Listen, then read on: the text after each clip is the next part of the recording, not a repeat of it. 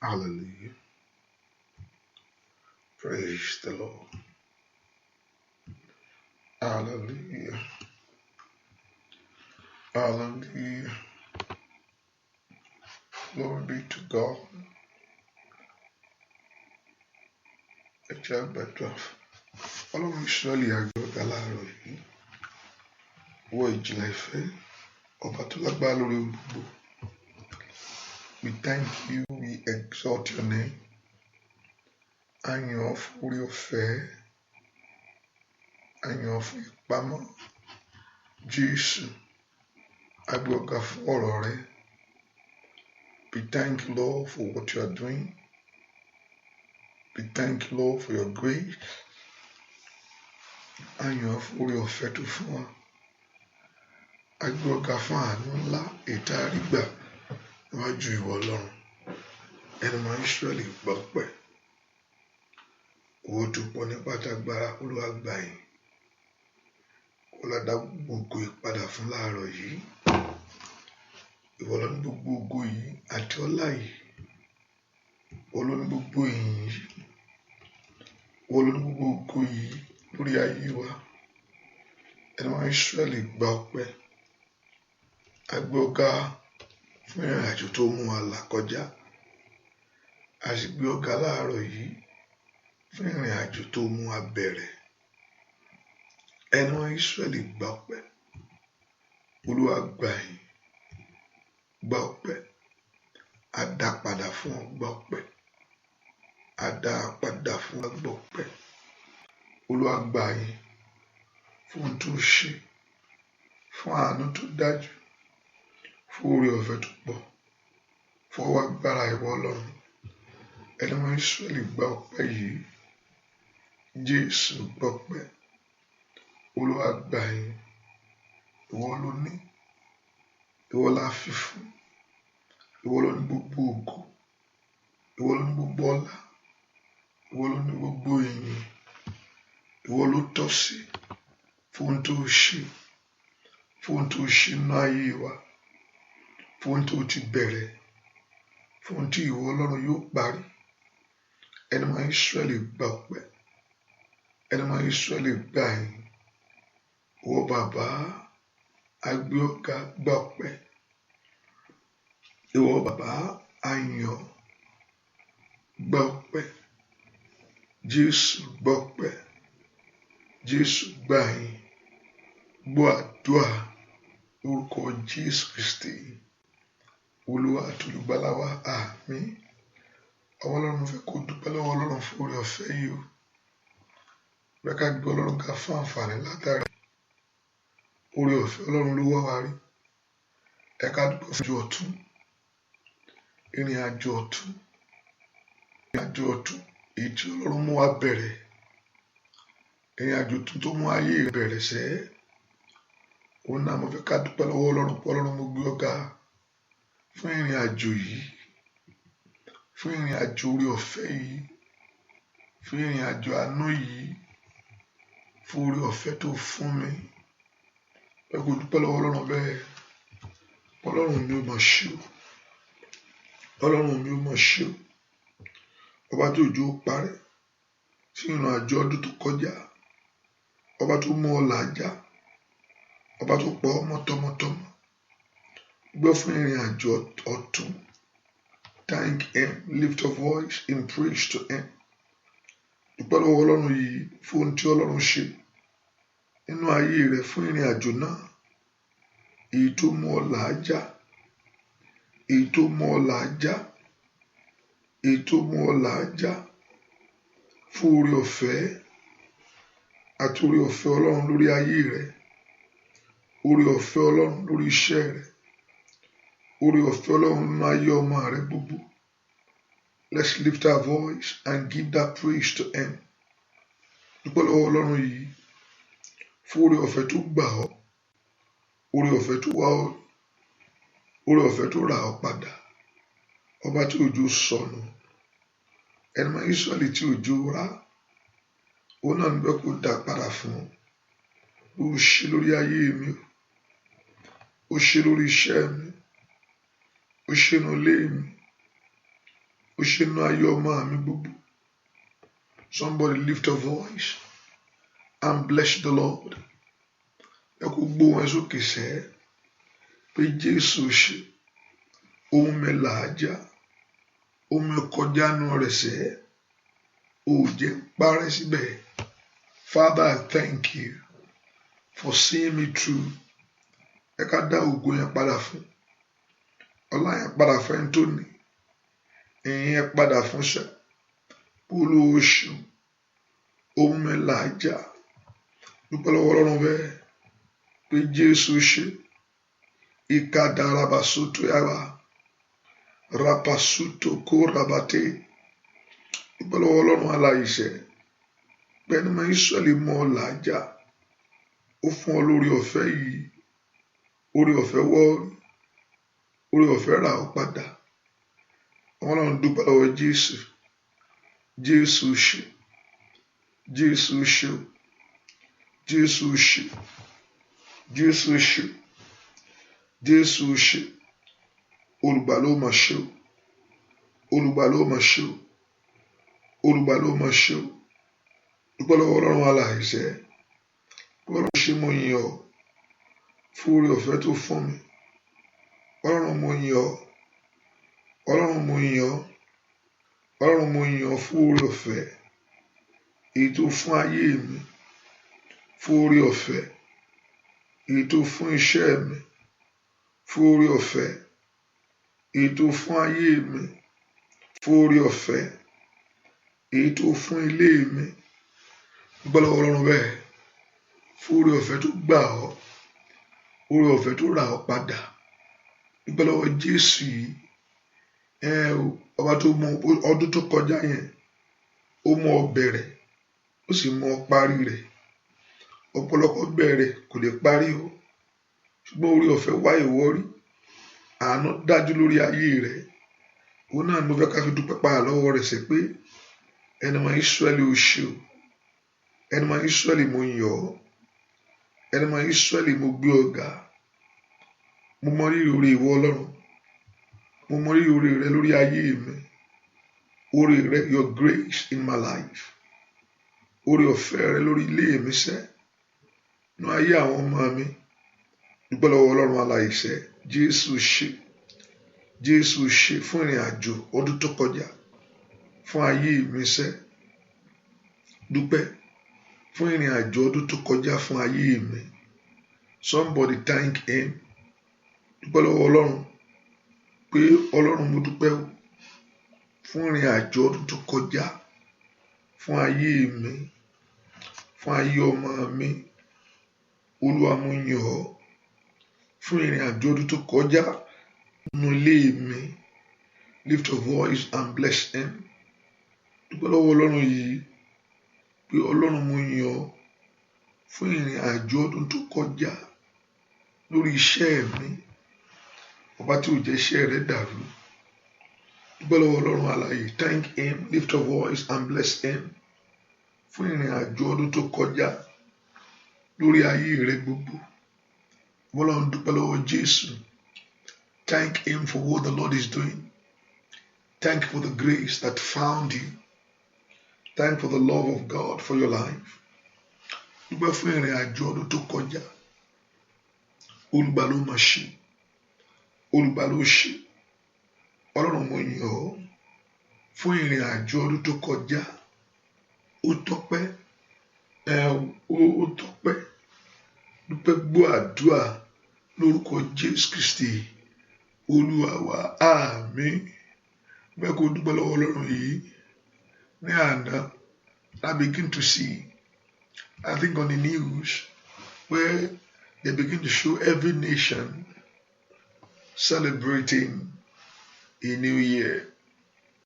Now they begin to show gradually from Asia, showing Hong Kong, showing Philippines, Taiwan.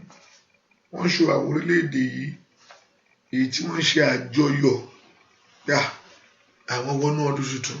And begin to look at it, how important bó ṣe ṣe pàtàkì fún àwọn èèyàn láyé láti wọnú ọdún yìí tí orílẹ̀-èdè kankan tó bá fi ààyè lẹ̀ láti máa sọ pé happy new year. Even àwọn aláìgbàgbọ́ gbàgbọ́ mọ̀ pé mo á wò pé orí ọ̀fẹ́ ni. Mo fi mọ̀ pé orí ọ̀fẹ́ ni pé mo tún bọ́, mo tún wọnú eléyìí. Nínú orí ọ̀fẹ́ pé ó dájú pé ẹ̀mí rẹ yóò gùn ni, pé Ọlọ́run yóò ti fi ọdún kún ọdún rẹ ni. Is that not what? Ọlọ́run yóò ti fi ọdún rẹ kún ọdún rẹ ní ọdún yìí. Ọ̀pọ̀lọpọ̀ gan bẹ́ẹ̀ díẹ̀ lè ní. Bẹ́ẹ̀ kó dúpẹ́ lọ́wọ́ Ọlọ́run yìí. Jésù ṣé o fún oore ọ̀fẹ́, fún ìrìn àjò tí mo rìn.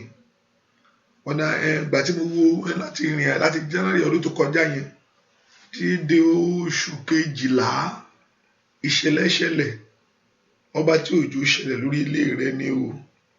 Lánàá yẹn náà ti sọ pé àwọn 12 tó kú nínú ibìkan.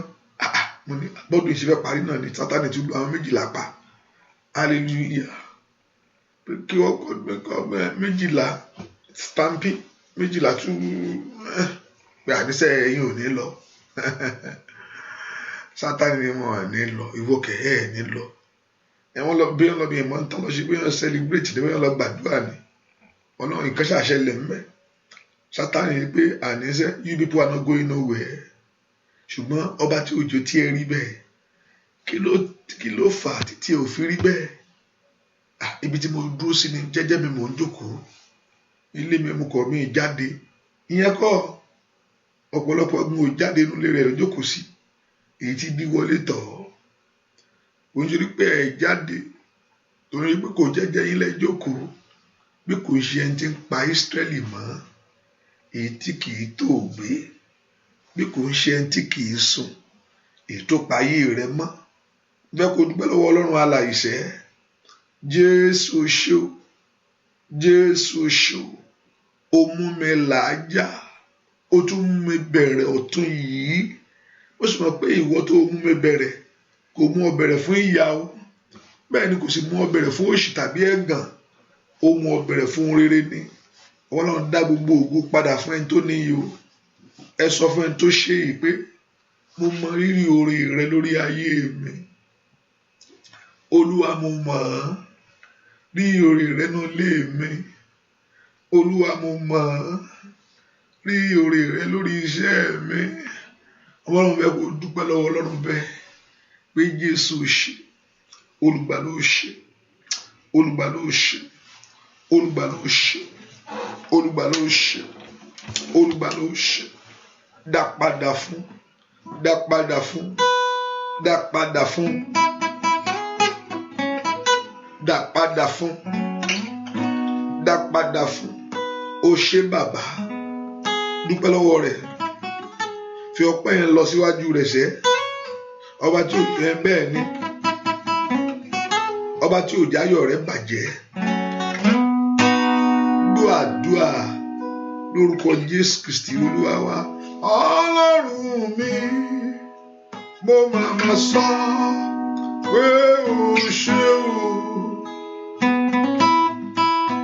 Ọlọ́run mi, mo máa sọ pé o ṣé o. Ìbá wa tó tì mí lẹ́yìn. Mo ronú jinlẹ̀ o, mo máa sọ pé o ṣe o dúpẹ́. Ọlọ́run mi, mo máa sọ pé o ṣe o.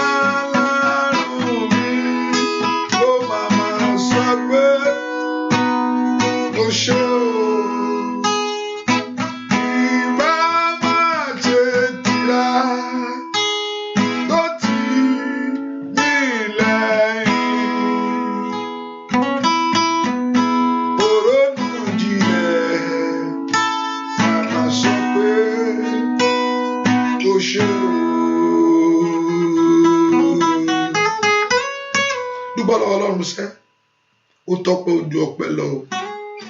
Ẹran tẹ́ tó bá sì mọ inú rò ló máa mú ọpẹ́ dúró. Bẹ́ẹ̀ ni ẹ̀gbẹ́ Ọlọ́run fẹ́ ká jẹ́ ọlọ́gbọ́n. God wants us to be wise so we can think deeply in our heart and return the glory back to Him. Ọlọ́run ò fẹ́ pé ká má mọ orí òun o. Wọ́n pé ká kọ ìkọ́ Ọlọ́run ṣe Father Christmas o. Tó kàn ń dáṣúrí. Ó fẹ́ kí n gbà orí tó ń gbà láti jọ yìí ó tiẹ̀ wo bí mo ṣe ń ṣe fún ọ.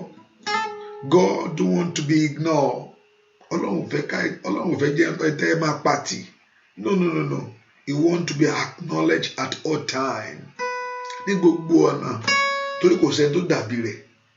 Àgbà èmi tí ò sẹ́ni tó tó mi yìí, tí ò sẹ́ni tó ayé mi tó òun. And so he wants us to acknowledge Him. Fẹ́ kó fi ọpẹ́ yẹn fún Ọlọ́run yìí. Fẹ́ kó fi ọpẹ́ fún ìbẹ̀rẹ̀ ọdún yìí. This is a new year. Like a new year, a new beginning. You can redo it again. Ohun tó lè ṣe lọ́dún tó kọjá yẹn. Gbogbo ọdún tó kọjá yẹn náà, ọdún tó kọjá ní January ti bẹ̀rẹ̀ báyìí. Ó ní February wà ní ọdún yìí náà. Ọdún tó kọjá ní March. Ọdún yìí náà ní March. Kò sí ohun tó kọjá lọ́dún tó kọjá tó wà lọ́dún tó kọjá yẹn tọ́dún yìí ò ní. Dàpé you can do it again. Hallelujah. Dàpé o sì lè rí múnú ọdún yìí. Kò sí ohun tó sọnù. Nothing missing, nothing broken. Fi ọpẹ́ fún Jésù yìí. Pé ní ọdún yìí ohun rere rẹ yóò gbélé ọ lọ́wọ́. Pé ayọ̀ rẹ yóò pọ̀ síṣẹ́. Olúwa ṣeun o, Olúwa ṣeun fún ìbẹ̀rẹ̀ ọ̀tun. Ai màkàí làbà dúpẹ́ fún Ọlọ́run alààyè. Ọlọ́run mo gbé ọ̀gá fún ìbẹ̀rẹ̀ ọ̀tun nínú ayé mi. O ẹ̀fí fún òun lónìí o. Ẹ̀fí fún òun lónìí o. Olúwa lónìí àtọ́lá o. Ẹ̀fí fún Olúwa lónìí àtọ́lá o. Ẹ̀fí fún òun lónìí o. Ẹ̀fí fún òun lónìí o. Gbogbo Olúwa lónìí àtọ́lá o. Ẹ̀fí fún Olúwa lónìí àtọ́lá o. Ẹ̀fí fún lórí ọmọ o. Ẹ̀fí fún lórí iṣẹ́ rẹ o. Ẹ̀fí fún óyá óyá. Ẹ̀fí fún òun lónìí o. Ẹ̀fí fún òun lónìí o. Olúwa lónìí àtọ́lá o. Ẹ̀fí fún Olúwa lónìí àtọ́lá o. Ẹ̀fí fún óyá óyá óyá o. Ẹ̀fí fún òun lónìí o. Ẹ̀fí fún òun lónìí o. Olúwa lónìí àtọ́lá o. Ẹ̀fí fún Olúwa lónìí àtọ́lá o. Ẹ̀fí fún gbogbo ẹ̀fí fún gbogbo ọlá. Ẹ̀fí fún óyá óyá óyá o. Ẹ̀fí fún abániṣe o. Ẹ̀fí fún àṣeyọrí. Ẹ̀fí fún lórí ọ̀nà. Ẹ̀fí fún lórí iṣẹ́. Ẹ̀fí fún dúpẹ́gá. Ẹ̀fí fún óyá óyá. Mo mọ pé wá ló mú ìwá o. Ọpẹ́.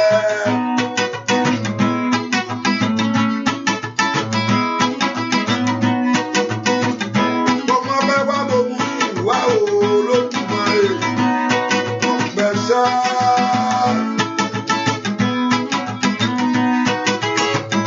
A mọ pé wá mú ìwá o lórí ọmọ gbogbo. Ọpẹ́. A mọ pé wá mú ìwá o Olódùmarè. Bàbá mi má kọ̀ pẹ́ lórí ilé gbogbo. Ọpẹ́ sá. Kọ̀ lórí ayé rẹ gbogbo. Ọpẹ́ sá. Lórí iṣẹ́ rẹ gbogbo. Ọpẹ́ sá. Ní kàkàyàdàbà ó ṣẹlẹ̀ lórí iṣẹ́ mi gbogbo. Ọpẹ́ sá. Ó ṣe lórí ilé mi gbogbo. Ọpẹ́ sá. Lórí ọmọ rẹ ní gbogbo. Ọpẹ́ sá. Lórí ayé mi ní gbogbo. Ọpẹ́ sá. Lórí iṣẹ́ mi ní gbogbo. Ọpẹ́ sá. Dúpẹ́ lọ́wọ́ rẹ̀ gbogbo. Ọpẹ́ sá. Dúpẹ́ lọ́wọ́ Ọlọ́run yìí, ọba tó pa ọmọ tilétilé, ọba tí ò jẹ́ kí ìtìjú ṣe ọ́. Bíbélì ní kí ní gbogbo ọ̀nà nínú gbogbo oníká máa dúpẹ́ ni. Dàpé nínú everything there's a reason to give God the glory. Nínú gbogbo nǹkan àyọpẹ́ ayọ̀ sí Ọlọ́run yóò yọ. Ìgbà míì nǹkan lè ṣẹlẹ̀ tí ò yí wa pé even though sometimes we question him pé why do you allow this in my life, but at the end you just have a reason to thank him. Hallelujah. Olúwa ìwọ ni ó yẹ láti gbà gbogbo ọlá. Nítorí ìwọ ni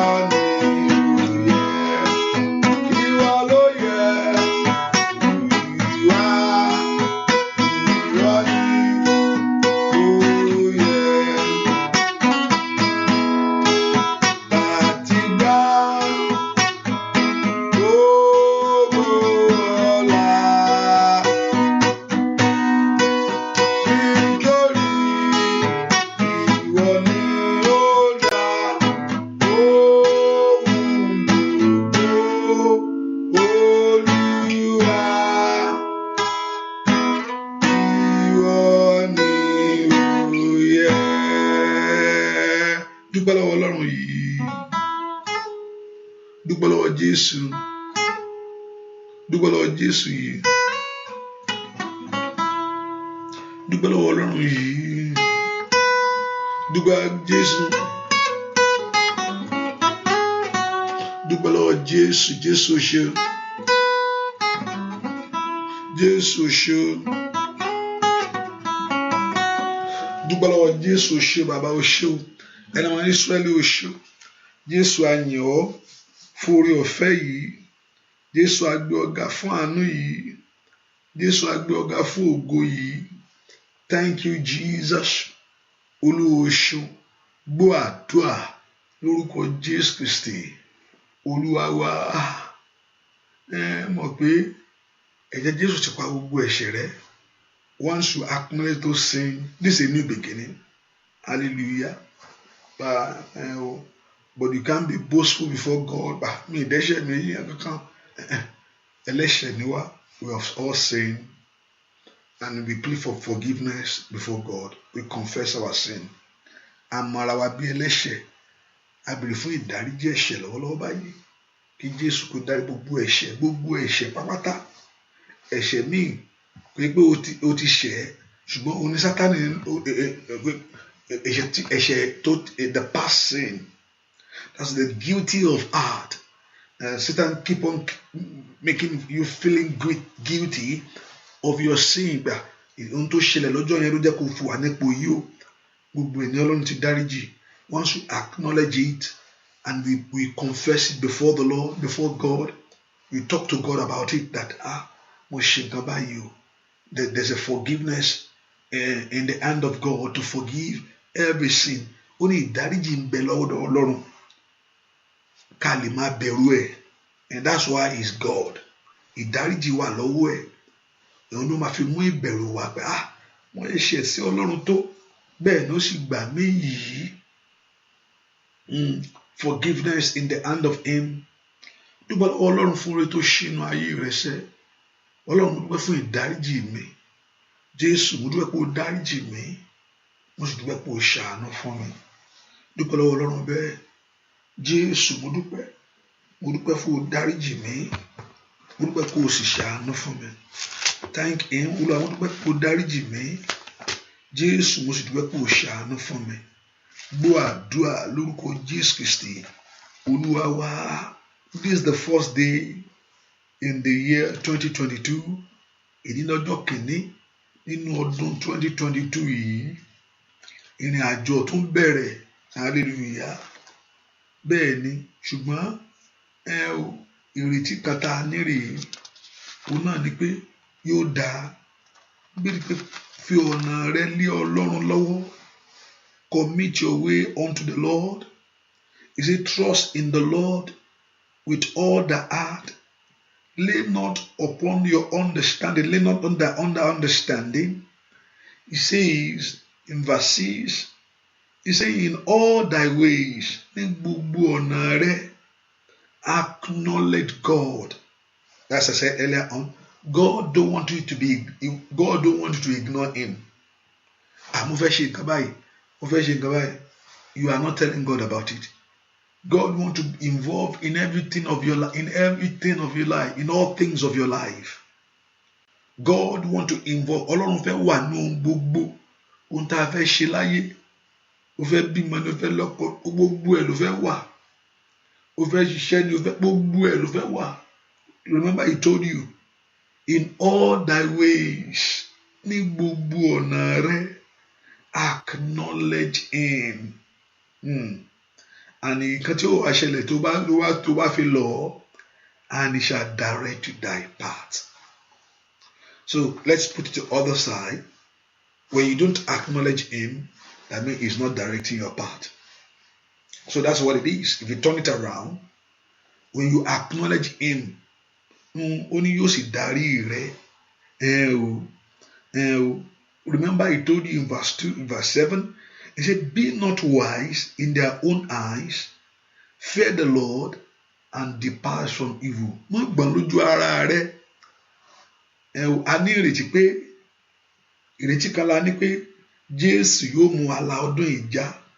ọba tó fún wa ní orí ọ̀fẹ́ ọdún tó kọjá yẹn o ò ní parí ẹ̀ sínú ọdún yìí ṣàmì dáadáa wọ́n ní o ò ní parí ẹ̀ sínú ọdún yìí ọ̀pọ̀lọpọ̀ bẹ̀rẹ̀ bẹ́ẹ̀ lọ́tún ẹ̀yin náà kò ní ká sọ story púpọ̀ jù you know pé ẹnìkan tàbí méjì tí àmúmọ́ ẹnìkan báyìí ó dẹ̀ bẹ̀rẹ̀ wá ṣe àpinnu yẹ wá wo ibi tẹ́ni yẹn wà lónìí ó parí ẹ̀ sínú ẹ̀ o ṣùgbọ́n ìrètí kan tá a ní ni pé tá a fi ní parí ẹ̀ sínú ẹ̀ òun náà ni ọ̀rọ̀ Ọlọ́run yìí pé ẹni tó mú ọ bẹ̀rẹ̀ yìí yóò mú ọ làájá ẹ ká pe orúkọ Jésù bí tó wà sẹ́ sọ fún Ọlọ́run wọ́n tó fún mi lórí ọ̀fẹ́ ìbẹ̀rẹ̀ ọdún yìí mo mú ọdún ilé ìwọ lọ́wọ́ mú mi rìnrìn àjò àárín yìí ní ọdún tí mo wọ̀ yìí bẹ́ẹ̀ kó orúkọ Jésù dáadáa commit your way to the Lord bẹ́ẹ̀ kó fi ọ̀nà rẹ lé lọ́wọ́ Olúwa Ọlọ́run Ísírẹ́lì mú mi rìnrìn àjò àárín yìí ní ọdún yìí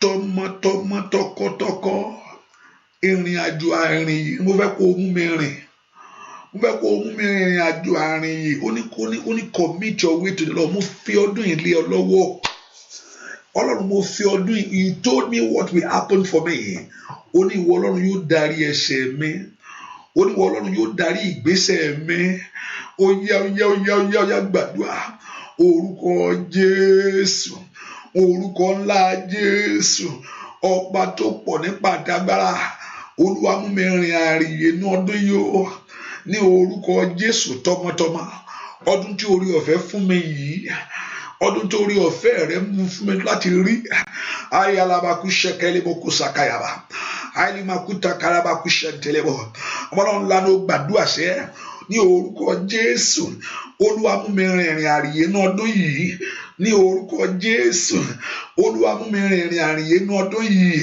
ní orúkọ Jésù gbọ́ àdúrà lórúkọ Jésù Kristi Olúwa wa mo ní lánàá tó kù díẹ̀ kó parí ní méjìlá 12 people die so in this place méjì péréte ni wọ́n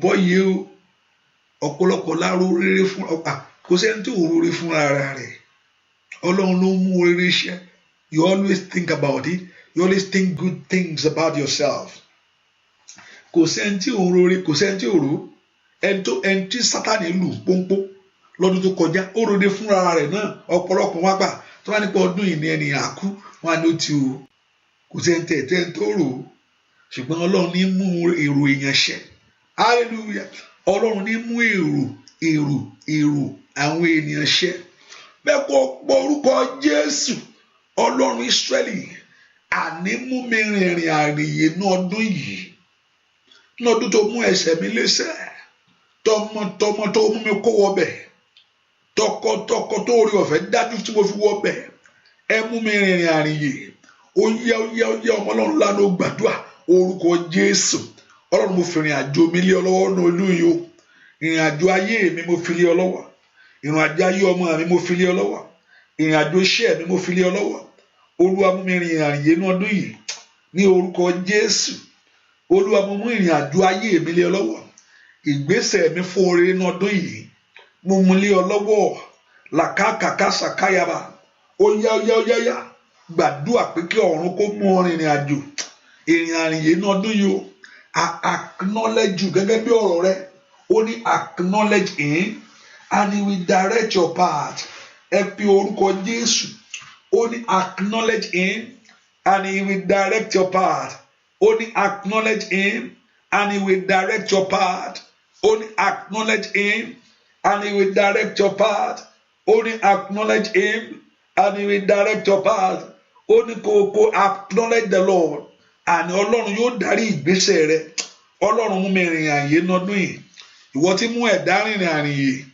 ìka bàbá ìwọ tí mú ẹ̀dá rìnrìn àrìnyè ní orúkọ Jésù ìwọ tí mú ẹ̀dá rìnrìn àrìnyè makali masando yama motori makutaka yaba orúkọ Jésù ìwọ tó mú ẹ̀dá rìnrìn àrìnyè ní orúkọ Jésù mo kó ìrìn àjò ọdún yìí lé ọ lọ́wọ́ nínú ayé àwọn ọmọ mi gbogbo lórí iṣẹ́ mi gbogbo ayọ̀ mi ò gbúdọ̀ bàjẹ́ ní ọdún yìí o Sátánì ò gbúdọ̀ ríṣẹ́ rẹ̀ ṣe lórí ayé mi gbọ́ àdúrà lórúkọ Jésù Kristi Olúwa wá pé èèyàn bẹ pé ó jẹ́ ọdún tuntun pé ọdún tuntun rèé Sátánì ò ń ṣiṣẹ́ mọ́ Sátánì pé ọdún tuntun ti bẹ̀rẹ̀ jẹ́ kí n sinmi ó ti bẹ̀rẹ̀ iṣẹ́ rẹ̀ látànà látòní ó ti bẹ̀rẹ̀ iṣẹ́ rẹ̀ àníṣe rẹ̀ láti pa láti jí láti parun nígbà ọdún 2022 Sátánì ò sinmi o kò gbé ọdún tuntun ẹ fi wọ́n lẹ̀ wọ́n ọdún tuntun lélẹ̀ ẹjọ́ ń gbàtọ̀ ọdún èwo ló kàn ohun gbogbo tí ẹ fẹ́ kéèyàn lọ́dún nàìjíríà ọ̀fẹ́ ọlọ́run àní porúkọ Jésù ìpinnu ẹni bí fún ayé mi o ìpinnu ẹni bí fún ayé mi fún 2022 gba ẹ filẹ̀ bàtà àdéhùn àrímú 2021 yìí o a ní nǹkan fún ní ọdún yìí gbogbo ohun tí ọ̀tá sọ pé òun ní fún ọ lórí ọmọ gbogbo ohun tí ọ̀tá sọ pé òun ní fún ọ whatever thing that he has for your life ohun tí ọ̀tá ilé èyí tó lóun ní fún mi ní ọdún yìí Olúwa bá mi sọ di asán mo fi ìrìn àjò mi lé ọ lọ́wọ́ ẹ pe orúkọ Jésù sọ fún Ọlọ́run alààyè he told you what to do he said in all thy ways acknowledge him and he shall direct your path ó ní gbogbo ọ̀nà rẹ ó ní acknowledge God mọ rírì oore Ọlọ́run ó ní ó ti tọ́ ìṣiṣẹ́ rẹ sẹ́ ẹ pe orúkọ Jésù dáadáa ó ní do not be wise in your own eyes má gbọ̀n lójú ara rẹ o mo lè ṣe ọdún yẹn láṣẹ yẹn tó bá ṣe pé bá pè mí ṣe àwọn kankan tẹ́lẹ̀ mo bá put àwọn things together yẹn kò mọ everything àgbà Ọlọ́run kọ́ gbogbo yẹn lẹ́nà Ọlọ́run báwo Ọlọ́run mo ń sọ̀rọ̀ spirit it's not about spiritual thing na it's about ọgbọ́n orí ni ọgbọ́n orí rẹ ní na kò ṣọkọ ọmọkàn tán yìí ni àdúrà wo ló tún gbà láàárọ̀ yìí na kìlómì lọ ṣiṣẹ́ ọwọ́ olóba mú ẹ okòjókòó kan gbàdúrà he say do not be wise in your own eyes mi ní kó má gbé ìgbésẹ̀ mi ní kó má take a step of faith mo fẹ́ kó gbé ìgbésẹ̀ bó ṣe ń gbàdúrà yẹn jíjókòó gan ò dáa ẹ pé orúkọ Jésù Ọlọ́run mo ní ìrìn àjò yìí mo kó lé ọ lọ́wọ́ I acknowledge you mú mi rin ìrìn àyìn yìí mú mi ní àṣeyọrí ní ọdún yìí orúkọ Jésù mú mi rin ìrìn àjò gbogbo ohun tí ọ̀tá sọ pé òun ní fún mi gbogbo ohun tí ọ̀tá sọ pé òun ní fún ayé mi lórí iṣẹ́ mi ní orúkọ Jésù Olúwa sọ di asán Olúwa bá mi sọ di asán Olúwa bá mi sọ di asán Olúwa bá mi sọ di asán gbọ́ àdúrà lórúkọ Jésù Kristi Olúwa wá ẹ pé orúkọ Jésù Ọlọ́run bá mi jagun mi ní ọdún yìí Sátánì kò kí ń sinmi sọ pé kò sinmi pé ọdún yìí ọdún àlàáfíà ló jẹ fún ọ ọdún ayọ̀ aṣọ bẹ́ẹ̀ we decreed ṣùgbọ́n Sátánì ò sinmi o wá kó orúkọ Jésù Olúwa gbèjà mi ní ọdún yìí o bá mi jàjà mi yẹ ọdún yìí jẹ́ ọdún ìsinmi fún mi ìwọ Ọlọ́run mi o jẹ́ kí ọdún yìí jẹ́ ọdún ìtura fún ayé mi fi ohun gbogbo tù mí lára fi ohun gbogbo tù mí lára bàbá Olúwa fi ohun gbogbo tù mí lára ní ọdún yìí Olúwa fi ohun gbogbo ọmọ ni ọkọ ni aya ni ilé ni iṣẹ́ ni bí orúkọ Jésù dáadáa bí tó wà sẹ́ pé kí Ọlọ́run kó fi ìrìn àjò ọdún yìí tù ọ́ lára Olúwa fi tú ayé mi lára ní orúkọ Jésù kàtàlì màkúta kálímà ùsàtáyàbá ẹ pé orúkọ Jésù bí tẹ́ wà sẹ́ pé kí Ọlọ́run Ísírẹ́lì kó fi ìrìn àjò yìí kó fi tú ayé rẹ lára Ọlọ́run ńlá ló gbàdúrà orúkọ Jésù orúkọ ńlá Jésù ọba tó pọ̀ nípa àtàgbára Olúwa fi ìrìn àjò yìí tù mí lára o Olúwa fi ìrìn àjò yìí tù mí lára o Olúwa fi ìrìn àjò yìí tù mí lára o Olúwa fi ìrìn àjò yìí tù mí lára o Olúwa fi ìrìn àjò yìí tù mí lára o Olúwa fi ìrìn àjò yìí tù mí lára o Olúwa fi ìrìn àjò yìí tù mí lára o Olúwa fi ìrìn àjò yìí tù mí lára o Olúwa fi ìrìn àjò yìí tù mí lára o Olúwa fi ìrìn àjò yìí tù mí lára o Olúwa fi ìrìn àjò yìí tù mí lára o Olúwa fi ìrìn àjò yìí tù mí lára o Olúwa fi ìrìn àjò yìí tù mí lára o Olúwa fi ìrìn àjò yìí tù ilé mi lára Olúwa fi ìrìn àjò yìí tù ọmọ mi lára Olúwa fi ìrìn àjò yìí tù iṣẹ́ mi lára Olúwa fi ìrìn àjò yìí tù ilé mi lára ní orúkọ Jésù ìrìn àjò 2022 yìí Olúwa fi tù mí lára orúkọ Jésù nínú ẹ̀mí ìgbúdọ̀ sunkún nínú ẹ̀mí ìgbúdọ̀ banújẹ́ ibi ògbúdọ̀ ṣẹlẹ̀ sí mi nínú ẹ̀ ní orúkọ Jésù Olúwa fi tù mí lára ní orúkọ Jésù fi kó ìkólọ mi padà fún mi ní orúkọ Jésù fi mú ìlérí ṣẹ fún mi ó yá níbo ló wà orúkọ Jésù sẹ́ Olúwa mo fi ìrìn àjò ilé ọ lọ́wọ́ bá ń fi tù mí lára nínú ẹ̀ lórúkọ Jésù kí n rí ìwòsàn pípé nínú rẹ̀ kí ayọ̀ mi kó pọ̀ ní orúkọ Jésù nínú rẹ̀ kí n di ẹni gíga ó yẹ ọmọ Ọlọ́run lanu kó gbàdúrà bí kí Ọlọ́run Ísírẹ́lì kó fi ìrìn àjò ìtù ẹ̀ lára Olúwa fi ìrìn àjò ìtù mi lára in the name of Jesus bí orúkọ Jésù dáadáa makanda yamaho sate likande le moko paru sata letaka tunta le mosike yabo latende le moko paru kata orúkọ Jésù dáadáa Olúwa fi ìrìn àjò ìtù mi lára gbọ́ àdúà lórúkọ Jésù Kristi Olúwa wa ẹ pé orúkọ Jésù gbogbo rẹ gbogbo tí ayé mi fẹ́ ṣe tí ọdún tó kọjá sẹ́yìn tí ò tí ì fún mi orí ọ̀fẹ́ kó gbélé mi lọ́wọ́ ní ọdún eléyìí ohun tí 2021 ò fún ọ tí 2020 ò fún ọ tí 2019 ò tí ò fún ọ orí ọ̀fẹ́ ńlá let the grace of God release to my life now let the grace of God release it to my life ohun tí 2021 tí ò fún mi tí 20 ò gbélé ọ lọ́wọ́ tí 19 tí ò múlẹ̀ ìwọ orí ọ̀fẹ́ ńlá ní 2022 Olúwa yanjú ẹ̀ fún mi ó lè ṣe àánú lè ṣe àánú Ọlọ́run lè fún ọ Olúwa ohun tí mi gbà ní 2021 Olúwa fún mi 2022 yìí ire gbogbo ayé mi kó tẹ̀ mí lọ́wọ́ ṣe lọ́dún ire fún mi ṣe lọ́dún ire gbogbo èèyàn lérò bẹ́ẹ̀ even though everyone thinks like that everyone have that thought ṣùgbọ́n Ọlọ́run ní máa mú èrò yẹn ṣẹ ta ni wọnú ọdún yìí tó ní pé kí ni àfẹlẹ́mi èṣù gbogbo èèyàn lóróré ànọdún yìí máa ra mọ́tò nọdún yìí máa ṣe náà business kan tí mo fẹ́ put together wọ́n ní nǹkan tí mo fẹ́ ṣe gbogbo èèyàn ní rò ṣùgbọ́n ọ̀run ní mọṣẹ́ kó wá mọṣẹ́ fún ọ ni kò sẹ́ni tí ò rò businesses máa rò nation náà máa rò orílẹ̀-èdè náà rò what we have this year that's why mo fi ka budget fún ọ that's why every nation have its own budget that's why the company also make their new policy to know that in this company this is what's going to happen now that this year this is what we're going to do this is what our agenda we are aiming for gbogbo yẹn ní rò bẹ́ẹ̀ ṣùgbọ́n ẹlòmíì ó fìdí rẹmi àwọn míì ó fi wọ́n á rí gbà wọ́n ṣe rò lórí bẹ́ẹ̀ ìwọ náà kó wá pé orúkọ nínú àwọn tí ó rí bẹ́ẹ̀ fún ayé wọn pé òun ó dọlọ́mọ nínú àwọn tí ó rò pé òun ó dọlọ́kọ láyé ní orúkọ Jésù ọ̀run yọ̀ǹda fún mi nínú àwọn tí ó rò pé màá rù yé màá bọ̀ yé ní ọdún yìí ọ̀pọ̀lọpọ̀ rò pé àwọn 2021 yẹn ẹ̀mí wọn á gùn wọn á ṣe gbé kò lè gbájáde o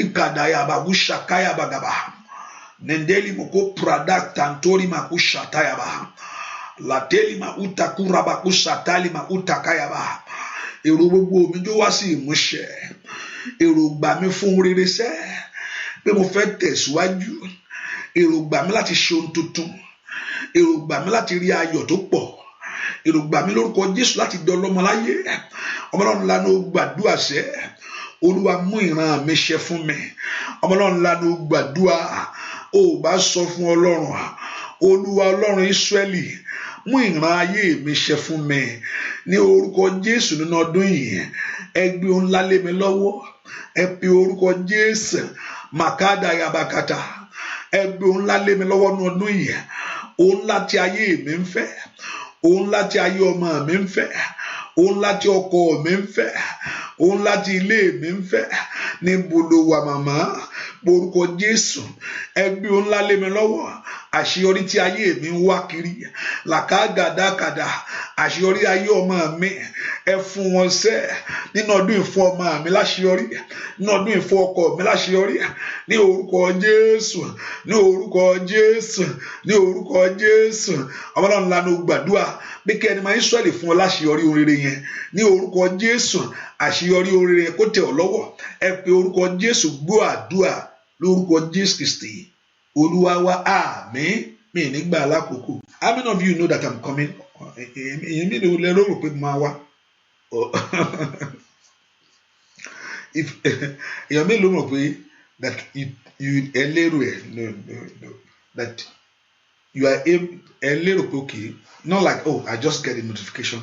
How many of you are waiting that okay what about prayer máa wà láàárọ̀ yìí? How many of you? Talk. How many of you? No, not like you think, please. Not like oh okay me notification mo rí, but you are waiting for it. That máa ṣe prayer láàárọ̀ yìí and I'm waiting prayer máa wà láàárọ̀. Because whether you don't expect it, don't you mean anything. I just want to know. No matter whether you say yes or don't say no, but I just want to know that oh maybe it means wrong, because before I was thinking a little bit. It's okay. I want to see many. I myself, I'm thinking méjì. Èmi ọ̀nà gbé méjì sọ́kàn. Hallelujah. Mo tún wò yáyáyá pé okay. How possible can I do it? Hallelujah. Which is okay. There's nothing. We acknowledge it. Saturday we declare to pray before the Lord, and the angel of God is waiting, no matter what it is. So we acknowledge the moment before God. There's no so I know so okay. So some people are waiting. It's okay, no problem. I myself I have two minds. Hallelujah. But we are here already. Ẹ ká sọ fún Ọlọ́run Ísírẹ́lì, fi ohun rere fún ayé mi nínú ọdún yìí. Ọ̀tá ò gbọdọ̀ tún bá mi dùn. Remember he told you, in all thy ways acknowledge him, and he shall direct thy path. Ó ní gbogbo ọ̀nà rẹ, ó ní kó wò ó, ó ní kó fi lé lọ́wọ́, ó ní yóò sì dá. Mo fẹ́ kó darí nínú ọdún yìí o. Olúwa mo ti wá fi lé ọ lọ́wọ́, ọ̀rọ̀ rẹ ò gbọdọ̀, ọ̀rọ̀ Ọlọ́run, the word of God cannot change. Olúwa mo ti wá fi ọ̀rọ̀ ọdún ilé ọ lọ́wọ́. January oṣù ọdún ẹsẹ̀ it is the first day tó fẹsẹ̀ mẹ́tẹ̀. Mo wá fi gbogbo ìyókù lé ọ lọ́wọ́. 365 ni. Ó wá mọ́lẹ̀ lọ́wọ́. Mo wá fi gbogbo ìyókù lé ọ lọ́wọ́. Ó kù 364. Hallelujah. Ó kù now is now 364. Now I commit the rest of the three, begin from this 365 tí mo bẹ̀rẹ̀ yìí. I commit it into your care. See me through, Jehovah God. Bá mi rìnrìn àjò yìí. In it mo fẹ́ ṣe. Remember I told you, he said you will direct my path. Ohun tí Ọlọ́run sọ nìyẹn. Remember that he said it. That he will direct your path. He said in all thy ways acknowledge him, and he shall direct you. Bẹ́ẹ̀ kò darí mi.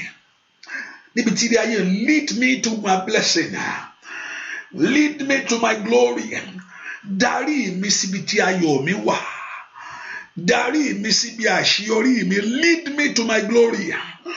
Ọ̀tá ò gbọdọ̀ rú ọ̀nà mọ́ mi lọ́wọ́ o. Làkàìlì màkúsà káìlì màkúsà tẹ́lẹ̀ mọ̀ kó pòródáyà. Sọ fún Ọlọ́run, ọ̀tá ò gbọdọ̀ dá ọ̀nà mi rú. You told me that I should acknowledge you and you will direct my path. Ẹ pe orúkọ Jésù. Matoli makutali makushate yada. Likendori mokosonto le mokoteyabo. Ripatali masanto li makatayabo. Ripotoli makushekete lebo. Makando roboko parubata. Pe orúkọ Jésù. Pe orúkọ Jésù. You will direct my path. You will direct my path. You will direct my path. Letekele makosoto yaba. Ripatoli makushatebo. Gbọ́ àdúà lórúkọ Jésù Kristi Olúwa wa. And it shall be held to the nerve and marrow to thy bone. He said, honor the Lord with your substance, with the first fruit of all thy increase. Hallelujah. So shall the bank be full with plenty, and the press shall burst out with a new wine. Hallelujah. This is what God is going to do for you by letting you know that about your life this year. The journey is not an easy journey. It's 12 months. January, February, March, April, May, June, July, August, September, October, November. Now December again. Ẹ pe orúkọ Jésù ní gbogbo oṣù gbogbo. In the months of this year. Nínú ọjọ́ gbogbo. Ire ni kí ayé mi rí mbẹ̀. Let me see the goodness of you. Nínú ọdún yìí, jẹ́ ní ẹ̀rí. Let me have a great testimony that I've been waiting for. Olúwa jẹ́ kí n ní ẹ̀rí tí ayé mi ti ń dúró dè. Ọdún yìí ò gbọdọ̀ tún jà mí lólè rẹ̀ sẹ́. Olúwa, mo ti fi ọdún yìí lé ọ lọ́wọ́. I commit this year into your hand. Let me have that testimony that my life has been waiting for. Ẹ jẹ́ kí ayé mi kó ní ẹ̀rí èyí tí ayé mi ti ń dúró dè. Orúkọ Jésù dáadáa. Let me have that testimony. Olúwa, mú mi ní ẹ̀rí èyí tí ayé mi ti ń dúró dè. Maili anosoko talima kuparusate. Bí orúkọ Jésù dáadáa. Lift up voice to God. Olú Ọlọ́run Ísírẹ́lì. Ìgádà bàbá Ushatayaba. Lentori ma usakura babutare. Bí orúkọ Jésù dáadáa. Dúà. Bí orúkọ Jésù Kristi. Olúwa wa, listen. God cannot be ignored. Kì í ṣe kéèyàn bẹ̀rẹ̀ nǹkan. But kéèyàn parí ẹ̀ dáadáa ni. Ọ̀pọ̀lọpọ̀ tí o fi Ọlọ́run ṣe. And that you envy their life, you love their life. They can begin to do great things. Wọ́n lè máa ṣe ohun tó dáa. And you see them doing it. Mo like máa yẹn. Kò ń gbàdúrà kò ń ṣe wọn ṣùgbọ́n mo kàn ń lọ fún. Kò ń ṣe ìyẹn kankan ló má ta o. Ṣùgbọ́n òpin máa yẹn ni kò wá wò. Ohun tó wá ṣẹlẹ̀ létà. Ó lè dá kò wá wo bó ṣe máa yẹn ṣe wá gbẹ̀yìn. Ẹni tí ò mọ Ọlọ́run kò lè gbẹ̀yìn dáadáa o. Sátánì àkànjà ló lè. Satan will just rob the person. Nínú nǹkan tàbí nǹkan kan. Hallelujah. Because he told God, there is God. Ọlọ́run wà. There is God. There is a God that rule their affairs. Èèyàn ò kàn involve. O kò pé Big Bang kan ló dá ayé kọ. Ọlọ́run wà. Ọlọ́run wà. There is God. And Ọlọ́run ò sì dá pé kó máa ṣe tiẹ̀ nìkan. Remember he told you right now.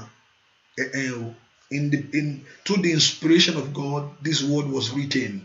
Nípa ìmísí Ọlọ́run ọ̀rọ̀ yìí jáde. Listen, he say trust in the Lord with all thy heart. Gbẹ́kẹ̀lé Ọlọ́run pẹ̀lú gbogbo ọkàn rẹ. Lay not on your own understanding. Má gbẹ́kẹ̀lé ohun tó mọ̀, ohun tó ń sọ nìyẹn. Má mo kàwé, mo ti ń gbórílẹ̀-èdè yìí, mo ti wà nú ẹ̀ for long time. Ó ti do not lay. Má gbẹ́kẹ̀lé ohun tó mọ̀ nìkan. Màmá ni mí, dáàdì ni mí náà. Mo ti tọ́ ọmọ tó pọ̀ lọ́pọ̀. He say in all thy ways acknowledge him. Ní gbogbo ọ̀nà fi ti Ọlọ́run ṣe.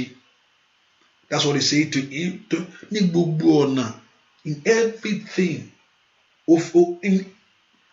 Ṣé kò ní sú Ọlọ́run? Kò sú Ọlọ́run. Òun náà ló sọ fún ọ. In all thy ways acknowledge him and he shall direct your path. Ní gbogbo ọ̀nà fi lọ̀ ọ́. In all your way acknowledge him. Many people have missed it by not acknowledge him. Ọlọ́run ò ní fọwọ́ lọ. Ọlọ́run ò ní wù ọ́ràn o. Okay, it's okay. O rò pé o lè ṣe fún ara ẹ. Let's see how far you can go. Let's tell the Lord, Ọlọ́run, I cannot go no far without you. Mi lè lọ jìnnà pẹ̀lú láìsí ìwọ Ọlọ́run. Bá a rìn ìrìn àjò yìí. Sọ fún bẹ́ẹ̀. Pray that prayer to him. Olúwa, I cannot go far without you. Mósè ló mọ̀ ó ní if you not going with us, we not going to leave this place. Ó bá wa rìn ni o. If you are not going with us, we are not leaving this place. Tó o ti bá wa rìn, àwọn àní kò ń bí. Ẹ porúkọ Jésù, without you God. Mi lè lọ jìnnà. Bá rìnrìn àbá ọmọ mi rìn. Bá ayé mi rìnrìn àjò ọ̀tun yìí. Mo fẹ́ ní àṣeyọrí ní ọdún yìí. I want to have success in this year. Mo fẹ́ rí ògo àti ẹwà rẹ. I want to see the glory of you in my life.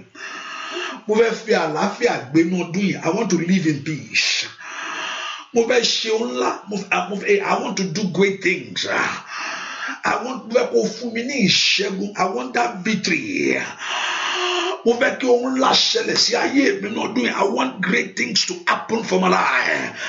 Ọlọ́run mi lè ṣe léyìí tó bàbá mi rìn. Mo fẹ́ kó bá rìnrìn àjò yìí sẹ́. Mo mú lé ọ lọ́wọ́ ni. I commit my journey to your care. Mo mú lé ọ lọ́wọ́ ni. Mo mú iṣẹ́ mi lé ọ lọ́wọ́ ní ọdún yìí. Kí iṣẹ́ mi kó mú oore jáde fún mi. Ìkàtàtàtà iṣẹ́ ò gbúdọ̀ jẹ́ tèmi. Somebody pray. Iṣẹ́ ò gbúdọ̀ jẹ́ tiẹ̀ lẹ́nu iṣẹ́. Oya iṣẹ́ ò gbúdọ̀ jẹ́ tọmọ rẹ lẹ́nu iṣẹ́. Iṣẹ́ ò gbúdọ̀ jẹ́ tayé rẹ lẹ́nu iṣẹ́. Ọlọ́run lánàá ó gbàdúrà pé Jésù sẹ́, Olúwa bá mi rìnrìn àjò yìí. Dúà lórúkọ Jésù Kristi. Olúwa wá sọ fún Jésù. Aṣọ ọ̀fọ̀ mi gbúdọ̀ wọ̀. Every cloth of sorrow mi gbúdọ̀ wọ̀. Èṣù ó ti ràn kò gbúdọ̀ kó o ní rí wọ̀. Mi sọ pé owó ọdún tuntun. Never stop Satan to not carry his assignment. Kò kàn ó ti bẹ̀rẹ̀ iṣẹ́ ẹ̀. Lọ gbọ́ news tán. If you finish just fojú kan wo news bó ṣe ń gbàdúrà ẹ̀. Kò wá gbọ́ kò ra gbé sí channel tó wá kìíní wá channel kẹta. Kó tó wá rí channel kan pé lọ́dún tá a ti bẹ̀rẹ̀ náà nílé tí a ṣẹlẹ̀. Gbogbo list tó ní ó ti kọ list ẹjọ́. Lórúkọ Jésù orúkọ rẹ̀ kù ń bẹ̀. Your name, the blood of Jesus wipe your name out of it. Gbogbo ìpinnu, every agenda of evil concern your life. Ẹ̀jẹ̀ Jésù ó parẹ́ nú ayé rẹ sẹ́. Gbogbo ìpinnu àwọn ẹni òkùnkùn pé àníṣẹ́. Ó máa wọ 2022. Ó yẹ jù lọ lépa ẹ̀. Gbogbo ìpinnu yẹn sẹ́. All that evil agenda concern your life. The blood of the Lamb that was shed for you. Ẹ̀jẹ̀ Jésù tí a ta lórí àgbélébùú fún ìpín rẹ lónìí. Ó yá lórúkọ Jésù kó parẹ́. Gbogbo ìpinnu ẹni bí fún ayé rẹ sẹ́. Mùkádà yàrá ó sàkánì ẹ̀dàbà ó. Lẹ́ndẹ́lì mo kó pradàkàtà. Gbogbo ìpinnu every evil agenda. Gbogbo ẹni tí ọ̀tá sọ pé òun nínú ọdún ìṣẹ́. Ibi tí ọ̀tá lòun gbèrò ní ọdún yìí. Ẹ̀jẹ̀ Jésù parẹ́. Orúkọ Ọlọ́run sọ di asán. Orúkọ Jésù sọ di asán. The Lord destroyed. The Lord destroyed. Your life will find purpose. Your life will find meanings. Ìkàtà ìlímàkú parosate. Ayé yín ó ní ìtumọ̀. Ayé yín ó ní ìtumọ̀. Ayé yín ó ní ìtumọ̀. Ayé yín ó ní ìtumọ̀. Ìbùkún Ọlọ́run kó wọnú ayé yín. Ìbùkún Ọlọ́run kó wọnú iṣẹ́ yín. Ìbùkún Ọlọ́run kó wọnú ayé yín. Let the blessing of God enter into your life. The glory of God enter into your life. The glory of God enter into your home. Ní orúkọ Jésù, ìbùkún Ọlọ́run kó wọnú ayé yín.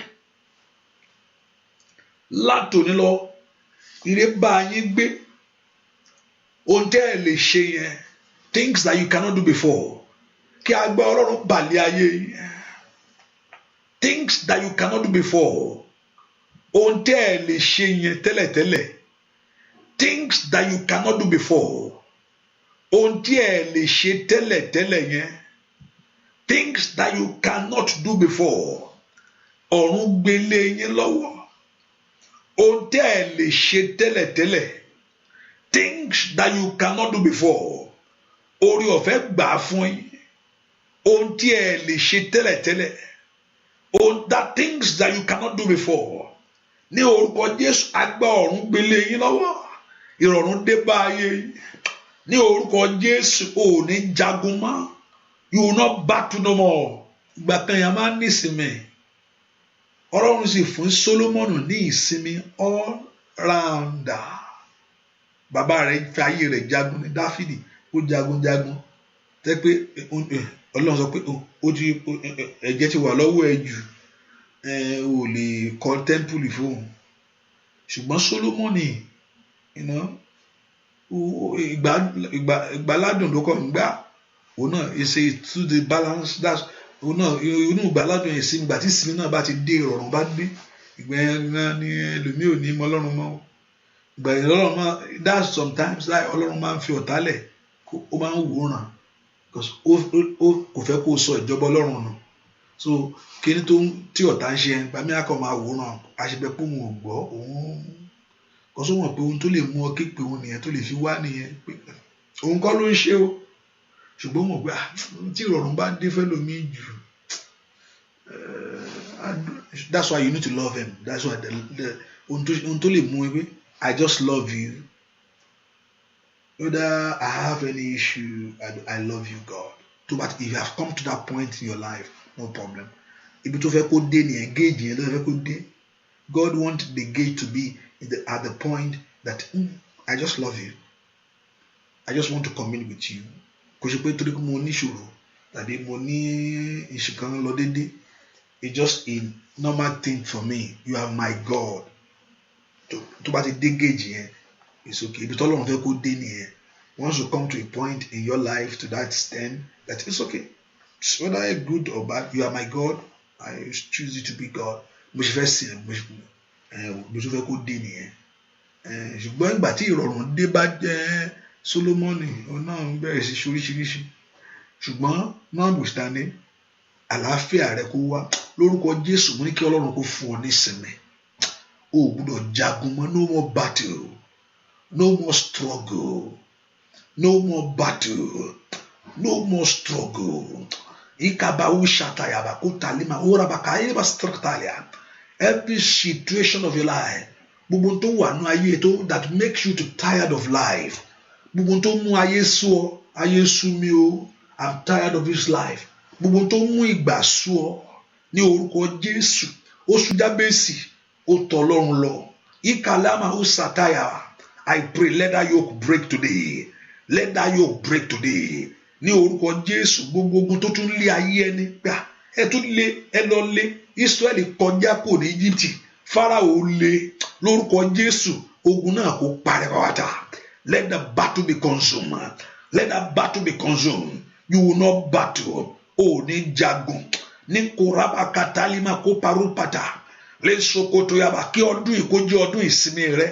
let this year be year of your rest let this year be year of your happiness kí ọdún yìí kó jẹ́ ọdún ìdùnnú fún ọ kí ọdún yìí kó jẹ́ ọdún àṣeyọrí fún yín ní orúkọ Jésù kó fi oore rọ̀ yín lọ́rùn kó fún yín ní ohun rere gbogbo ọkàn yín kó balẹ̀ ayé yín lórúkọ Jésù kó lé àlàáfíà ìgbọ̀tún kó wọlé tọ̀ yín wá ní orúkọ Jésù kẹ́rí ayọ̀ Ọlọ́run see the goodness of God see the mercy of God favour to find you gbọ́ àdúà lórúkọ Jésù Kristi Olúwa wa àmín.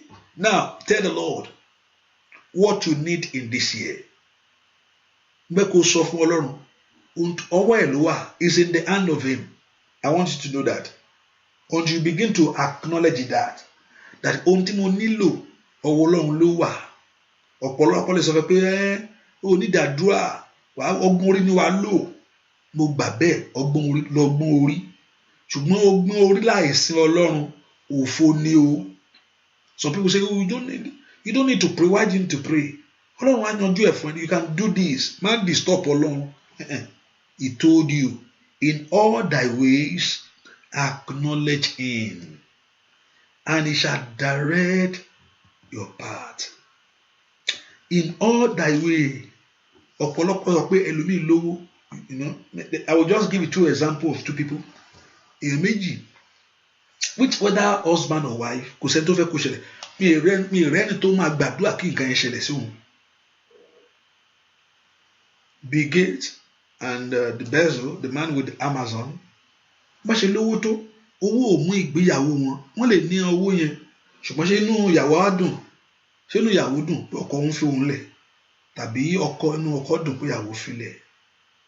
No, we can admire them with good things bó ṣe gbà ó ní mọ́tò ní gbogbo ẹ̀ ṣùgbọ́n ìgbéyàwó yẹn ó fọ́ká pẹ̀pà gbogbo ẹ̀ máa ń ṣẹlẹ̀ ó kò fẹ́ pé owó nǹkan kan láìsí Ọlọ́run nǹkan kan ṣàjà wọ́n kò sẹ́ni tó pray ẹ̀ fúnra wọn but nǹkan kan jà bó ṣe lówó tó nínú you admire them too Ọlọ́run bá lè gbé nǹkan yẹn lẹ́yìn lé mi lọ́wọ́ máa dúpẹ́ hallelujah but nǹkan kan ṣẹlẹ̀ nínú ayé wọn tí gbogbo àgbáyé gbọ́ pé àwọn ọmọ gbogbo ẹ̀ fọ́ká hallelujah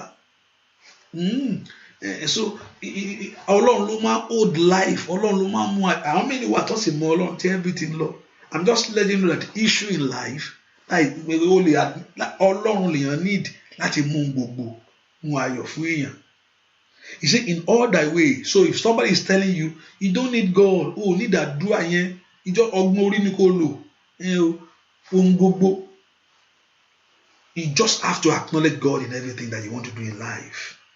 In all thy ways, acknowledge Him, and He shall direct your path. Ẹ sọ fún Ọlọ́run what you need before the Lord. Olúwa nínú ọdún yìí fún mi ní ìwé ìgbélú mi. So by that's what you are trusting God. Olúwa ìrìn àjò is 12 months. O lè fún mi ní ọmọ ń bẹ̀. Oṣù mẹ́sàn-án lèèyàn fi ń gbé ọmọ. Ọlọ́run lè bẹ̀rẹ̀ pẹ̀lú ẹnu oṣù yìí, ẹ̀yin tẹ́ ń wá ọmọ yẹn. Those that are trusting God for the fruit of the womb. Mẹ́sàn-án lèèyàn fi ń gbé ọmọ, ó sì ní 12 tó ṣe bẹ̀rẹ̀ ní. So ìlérí ọmọ yẹn lè ṣẹlẹ̀ ní ayé ẹ̀. Bẹ́ẹ̀ ni iṣẹ́ ó lè bẹ̀rẹ̀, iṣẹ́ ọ̀tún ni. You can have a new job.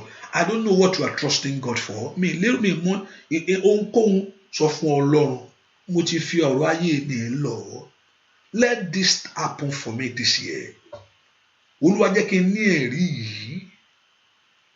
Olúwa jẹ́ n ní ẹ̀rí eléyìí. Olúwa jẹ́ kí n ní ẹ̀rí eléyìí. Olúwa jẹ́ kí n ní ẹ̀rí eléyìí. Lord, let this happen for me. Jẹ́ ní ẹ̀rí eléyìí Ọlọ́run. Sọ fún Ọlọ́run bẹ́ẹ̀, Ọlọ́run Ísírẹ́lì, fún mi ní ẹ̀rí eléyìí nínú ọdún yìí. Ẹ̀rí ọmọ ni, ọkọ ni, iṣẹ́ ni, ilé ni. Mi mọ ohun tẹ́ fẹ́ nílẹ̀ rí. Sọ fún Ọlọ́run jẹ́ ó ṣẹlẹ̀. Olúwa jẹ́ ó ṣẹlẹ̀. Jẹ́ ó ṣẹlẹ̀ fún mi. Àṣeyọrí jẹ́ ó ṣẹlẹ̀ fún mi. Olúwa gbọ́ ohun táwọn èèyàn yìí sọ. Ẹ̀yin áńgẹ́lì Ọlọ́run lórúkọ Jésù ó yẹ lọ ṣe. Ìwọ áńgẹ́lì ajírégbé gbọ́ ọ̀rọ̀ Olúwa. Olúwa bọ́ wí lórí ọ̀rọ̀ yẹn.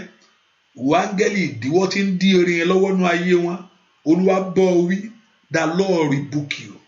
Ìwọ áńgẹ́lì adènà eré ní orúkọ Jésù. Olúwa bọ́ wí. Ní orúkọ Jésù ire tẹ́ ń sọ yẹn kó rí bẹ́ẹ̀. Kó ṣẹlẹ̀ bẹ́ẹ̀. Ọ̀run kó gbọ́. Ọ̀run kó gbà fún yín. Kẹ́ẹ̀sì ní ẹ̀rí ọpẹ́. Bẹ́ẹ̀ ni ó sì rí. Jésù Kristi Olúwa wa, àmín. Mo gbàdúrà fún gbogbo yín. Today, every one of us, we have a birthday. I don't want to put fear. Picking the pastor himself. Every one of us, there's a birthday this year. Gbogbo èèyàn ní birthday ní ọdún yìí. Lọ́jọ́ ìbí rẹ, in the day of your celebration, ọ̀run yóò dáàbò bò ọ́. Olúwa yóò pa ọ́ mọ́. On your birthday, lórúkọ Jésù, Olúwa yóò pa ọ́ mọ́. On your birthday of your children, àtọkọ nínú ọdún yìí, ẹ̀jẹ̀ Jésù yí ọjọ́ yẹn ká fún ọ. Lórúkọ Jésù, ẹ̀jẹ̀ Jésù yí ọjọ́ yẹn ká. Lórúkọ Jésù, the blood of Jesus Christ go ahead of your days. Is your day. Sátánì ò ní bàjẹ́ nínú ilé yín, kò ní bàjẹ́ lórí ọmọ. Ẹ̀jẹ̀ Jésù yí ọjọ́ yẹn ká fún ọ. A fi ọjọ́ yẹn lé ẹni lọ́wọ́. Ìpinnu òkùnkùn àtàbá rẹ̀. Lórúkọ Jésù, Ọlọ́run sọ dasán. Ohun tí ayé bá ti kọ, èyí tó lòdì on that very day for your life. Lórúkọ Jésù, ẹ̀jẹ̀ Jésù parẹ́. Now we have committed to the hand of God. Kángẹ́lì Olúwa kó gbé idà rẹ̀ sókè against the enemy. Let the angels of God lift up their sword against the evildoers that want to destroy that day in the name of Jesus. It shall be well with you. In Jesus' name, we pray. In Jesus' name, we pray. I pray Psalm 67 over your life. The Lord this year, 2022, the Lord Jehovah God will be merciful unto you. The Lord will bless you. And the Lord Jehovah God will cause His face to shine upon you. Olúwa yóò ṣàánú fún ọ. Olúwa yóò ṣàánú fún ọ. Olúwa yóò bùkún ọ. Yóò sì jẹ́ kí ojú rẹ̀ kó mọ́lẹ̀ sí ọ lára. The Lord will be merciful unto you nínú ọdún in 2022. The Lord will call, the Lord will bless you. Ọlọ́run yóò bùkún ọ. Ọlọ́run yóò sì mú kí ojú rẹ̀ kó mọ́lẹ̀ sí ayé yín lára. Mo gbàdúrà fún yín sẹ́ o. 2022. Ọlọ́run yóò ṣàánú fún ọ. Ọlọ́run yóò bùkún ọ. Ọlọ́run yóò sì mú ojú rẹ̀ mọ́lẹ̀ sí ọ lára bẹ́ẹ̀ ni ó sì rí láì lórúkọ Jésù Kristi Olúwa wa àmín àmín lórúkọ Jésù. Truly today is the first Saturday of the month. If I open the line now, I know I'm not going to go out of this place. Except you have, I know everybody gbogbo èèyàn ló lọ́pẹ́ ní bá ní káfí sọ bá ní Ọlọ́run mo dúpẹ́ pé mo rí bẹ̀rẹ̀ ọdún everybody is going to have gbogbo èèyàn lónìí èmi ọgán ni except you have except you just want to you have a special thanksgiving gbogbo wa la ní ọpẹ́. I know that Ọlọ́run mo dúpẹ́ mo rí ọdún tuntun kò sẹ́ni tí ò níyẹn gbogbo wa la ní so adá gbogbo padà fún Ọlọ́run we return all the glory back to him. Hallelujah. So if I open the line now, I know everybody's going to so I just thank the Lord. Ọlọ́run mo dúpẹ́ fún last year yẹn ó pa mí mọ́ kò sẹ́ni tí ò níyẹn gbogbo wa lájọ ní Ọlọ́run fún wa lórí ọ̀fẹ́ yẹn. Mi sọ ká má dúpẹ́ o, I'm not saying that o. Oh sorry o. Akin pastor one son now and say má dúpẹ́ ayé mi. I'm not saying that. You can give your thanks to God if you want to give. So, but I'm just looking at time. You know, I don't want to take much time. You know, except you have maybe you made a covenant with God. Ọlọ́run dá májẹ̀mú. O fẹ́ sọ ìjẹ́ pé Ọlọ́run mo sọ nǹkan báyìí o. Maybe that. But gbogbo wa la ní ọpẹ́ ààbò yẹn. Gbogbo wa la Ọlọ́run pàápàá máa gbogbo wa Ọlọ́run. You know. Okay. So we know that, right? Everybody knows that. I'm not saying you should not give that time. Ọpẹ́ mi nìyẹn now. I'm not denying ọpẹ́ mi. Hallelujah. But except you have, I'm just looking at time. I don't want to take more of your time. I'm looking at time because if I say it, everyone want to say, maybe later on, maybe tomorrow night or Monday morning, I can still, you can give, I say you can give, except that. If you have that, you can call. Because I'm looking at time. If you have, I make a vow with God, or this, I have a testimony that, we all have Thanksgiving of a new year. Hallelujah. So let's give thanks to God for that. Let's give that thanks to God. So let's except you have maybe a J tàbí ẹ̀rí pé mo sọ pé Ọlọ́run tó lọ bá ṣe lé báyìí fún mi máa sọ fún èèyàn o máa sọ níwájú gbogbo èèyàn maybe you have that. Ṣùgbọ́n tó yẹ pé ọpẹ́ àbùkù pa wá mọ́ ni gbogbo wa la níyẹn so jẹ́ kí gbogbo wa jọ fún. Olúwa ẹ ṣé.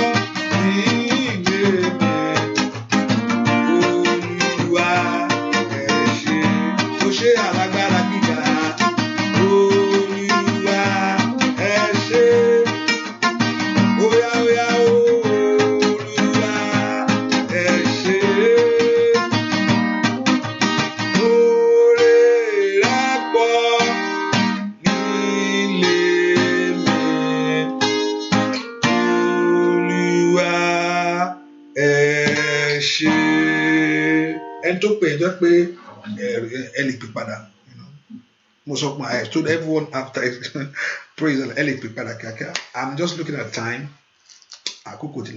Pray and talk with but I'm calling just call. I don't know me more.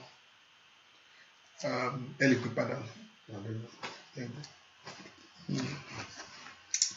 Hallelujah. So I'm just so I told you a jail that be you make a vow with God that oh a jail me that be you are so long to bash in Kobai for me my dupe but Olúwa mo dúpẹ́ fún in 2022 2021 gbogbo láti fi ọpẹ́ fún Ọlọ́run lórí yẹn ẹni tó pè lákọ̀ọ́kọ́ ẹni tó pè yẹn kàn pè padà kíákíá because I'm looking at our time because I don't know I don't know whether it's the call for the prayer I don't know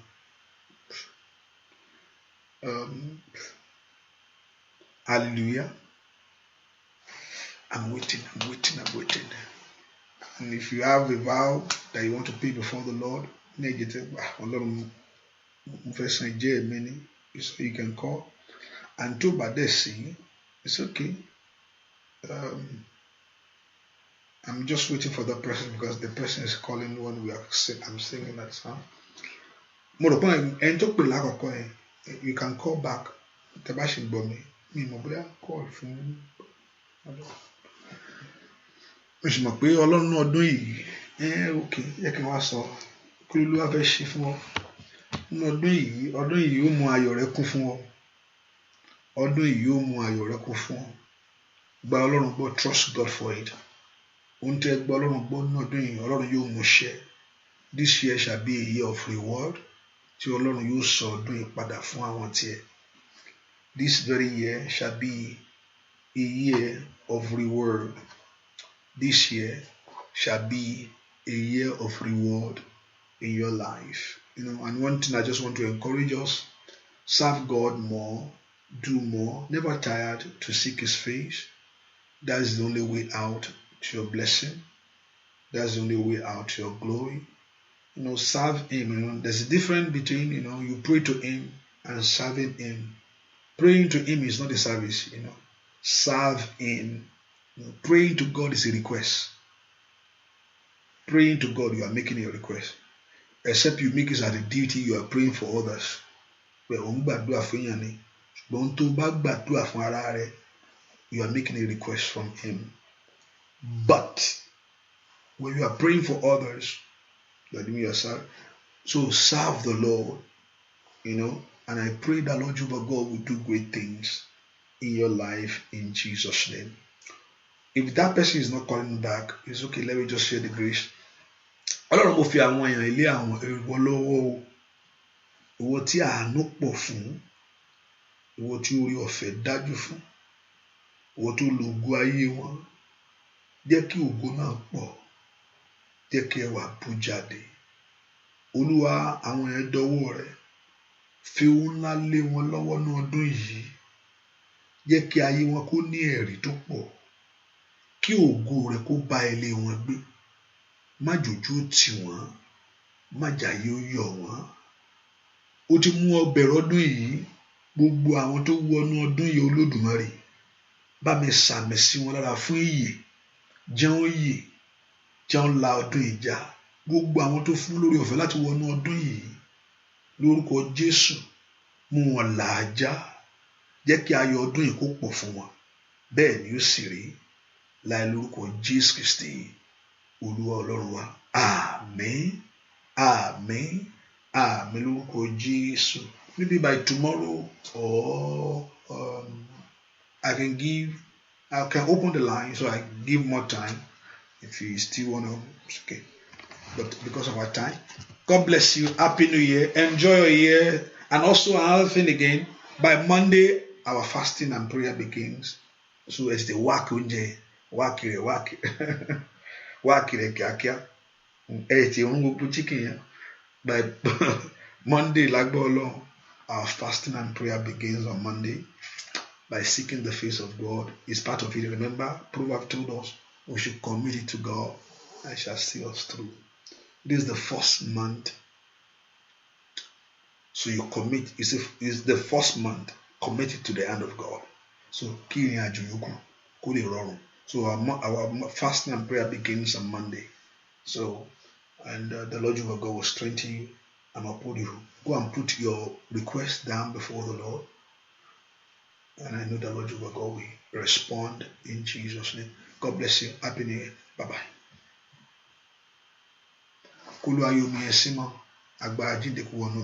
God bless you. Bye-bye.